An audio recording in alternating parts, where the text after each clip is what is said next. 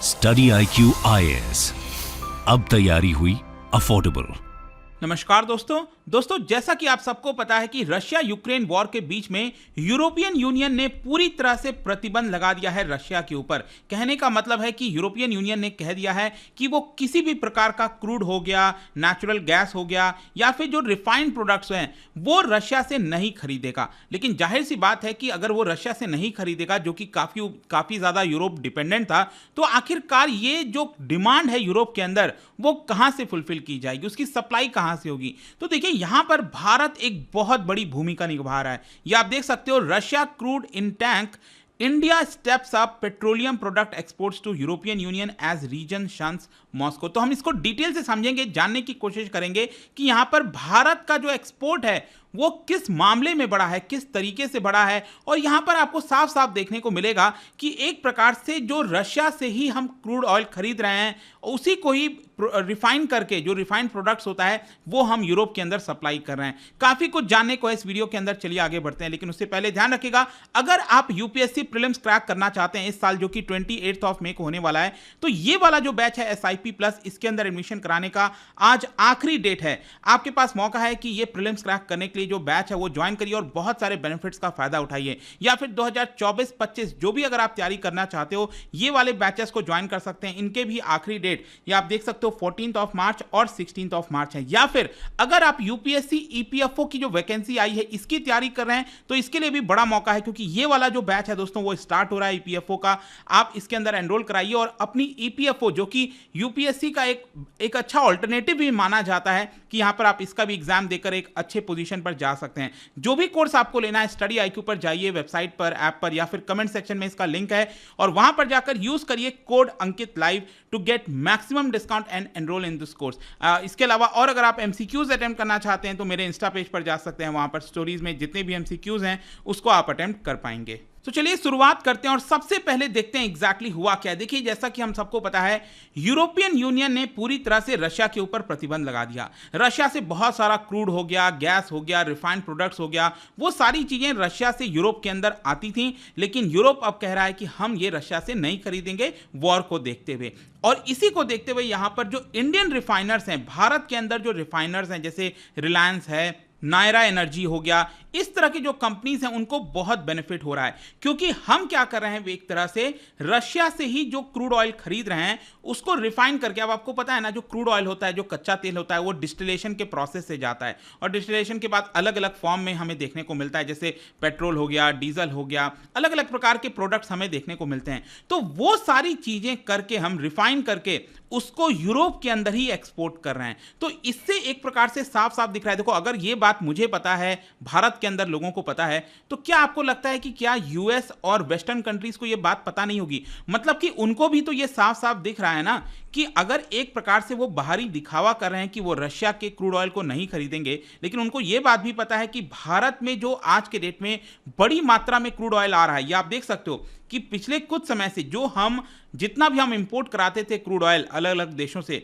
उसका 1% भी हम रशिया से नहीं खरीदते थे। लेकिन आप देखिए पिछले साल वॉर के बाद से हमने कितना ज्यादा अपना जो इंपोर्ट है रशिया से क्रूड ऑयल का वो कराना स्टार्ट कर दिया, और उसी क्रूड ऑयल से अलग अलग रिफाइनिंग करके प्रोडक्ट्स बनाकर वो हम यूरोप के अंदर एक्सपोर्ट कर रहे हैं। तो ये एक प्रकार से डबल स्टैंडर्ड भी कह सकते हो वेस्टर्न कंट्रीज का। खैर, जो भी यहां पर सबसे पहले डेटा की बात कर लेते हैं।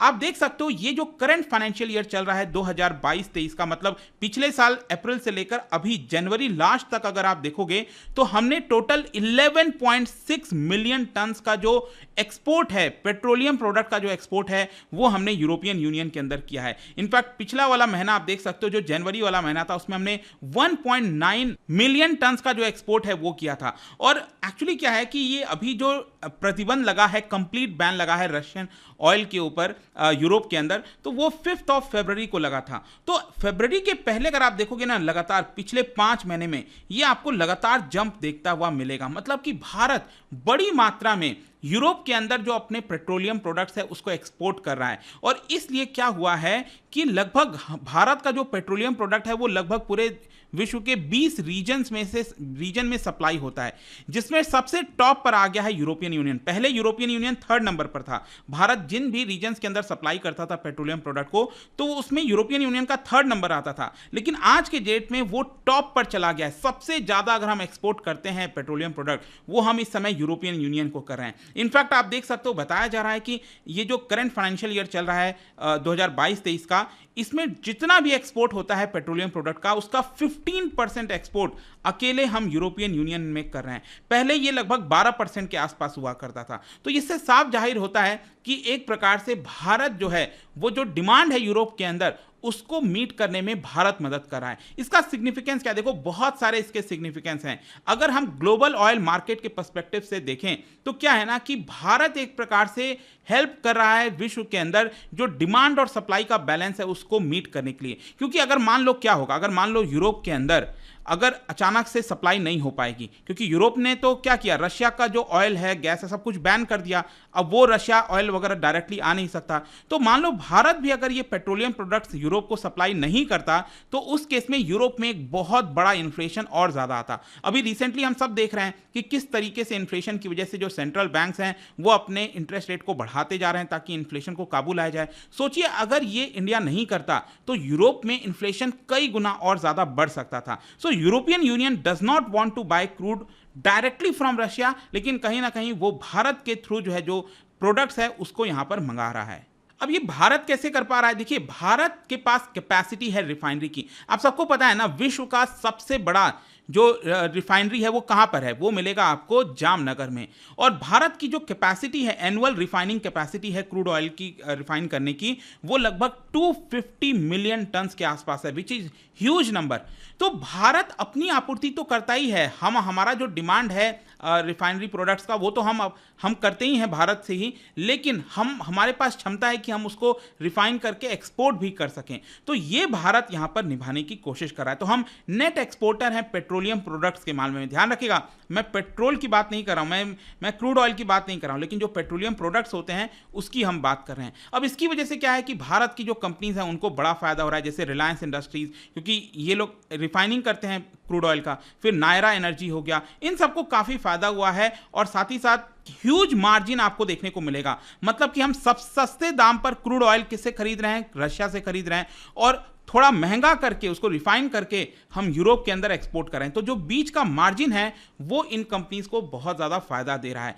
तो एक प्रकार से आप कह सकते हो कि इन सबका सिग्निफिकेंस ये है कि भारत एक प्रोमिनेंट रोल निभा रहा है ग्लोबल क्रूड ऑयल और रिफाइंड प्रोडक्ट्स के सप्लाई में। मतलब कि भारत से सप्लाई हो रहा है जो पहले उतना बड़े स्तर पर नहीं होता था। अब इन सब चीजों के बीच में क्वेश्चन ये है कि यूएसए का क्या स्टैंड है, क्योंकि आपने रिसेंटली देखा होगा कि यहां पर प्राइस कैप लगाया गया था, काफ़ी सारी चीज़ें की गई वेस्टर्न कंट्रीज़ के द्वारा, और जो मीडिया के अंदर जो खबर चल रही थी अक्सर आपने देखा होगा भारत को क्रिटिसाइज़ किया जा रहा था कि रशिया से हम क्यों इतना सारा क्रूड खरीद रहे हैं। लेकिन कहीं ना कहीं ये बात यूएस को और बाकी के वेस्टर्न कंट्रीज़ को पता है कि अगर भारत ये नहीं खरीदेगा तो एक प्रकार से सप्लाई की कमी हो जाएगी दुनिया भर के अंदर, और जब सप्लाई की कमी होगी तो यहाँ पर इन्फ्लेशन बढ़ेगा, और अगेन जो हम ग्लोबल इकोनॉमी में डिप देख रहे हैं, यहाँ पर गिरावट आई है, वो कहीं ज़्यादा गहरा जाएगी। और इसी की वजह से आप देखोगे ना, ऑफिशियली कोई भी वेस्टर्न कंट्रीज भारत को इसको लेकर क्रिटिसाइज नहीं कर रहा है। और इसके साथ साथ जो G7 कंट्रीज के द्वारा आपने देखा अभी रिसेंटली प्राइस कैप लगाया गया है रशियन ऑयल के ऊपर कि कोई भी देश अगर रशिया से ऑयल खरीदता है तो वो $60 के नीचे नहीं खरीद सकता, ये प्राइस कैप लगाया गया है। तो कहीं ना कहीं वेस्टर्न कंट्रीज को भी पता है कि ये भारत जो है वो एक्सपोर्ट करके, मतलब कि हम रशिया से ऑयल मंगाकर और यूरोप के अंदर एक्सपोर्ट करके एक प्रकार से इस प्राइस कैप तभी सक्सेसफुल है। अगर ऐसा नहीं करते तो ये प्राइस कैप भी सक्सेसफुल नहीं होता, क्योंकि रशिया फिर बहुत कम दाम पर अलग अलग देशों को जो उसके मित्र देश हैं उसको वो आराम से सप्लाई करता। तो यही पूरी कहानी है अभी के लिए। आई होप कि इस वीडियो के माध्यम से आपको हर एक पहलू, हर एक चीज इसके बारे में समझ में आया होगा, और भारत का एक इंपॉर्टेंट रोल अब आपको इसके अंदर देखने को मिलेगा। जाने से पहले एक इंटरेस्टिंग क्वेश्चन क्या बता सकते हैं कि इन चार में से कौन सा पेट्रोलियम प्रोडक्ट नहीं है, ये आपको बताना है। इसका राइट आंसर आप सबको पता है, मेरे इंस्टाग्राम पर तो मिलेगा ही, वहां पर अगर आप नहीं हो कोई बात नहीं, टेलीग्राम से भी ले सकते हैं इसका सही उत्तर। मैं कई सारे जो MCQs हैं वो यहाँ पर स्टोरीज में डालता रहता हूँ। बाकी अगर आपको PDF चाहिए तो टेलीग्राम पर आइए, अलग अलग सोशल मीडिया पर आप जुड़ पाओगे। और जैसा मैंने बताया, UPSC की अगर आप तैयारी कर रहे हो, use code Ankit live to get maximum discount. आज आखिरी डेट है SIP प्लस के अंदर एडमिशन लेने का। Hope to see you guys there and I hope कि वीडियो आपको पसंद आया होगा। मिलता हूं आपसे next time, till then thank you very much, see you soon. Study IQ IAS, अब तैयारी हुई अफोर्डेबल।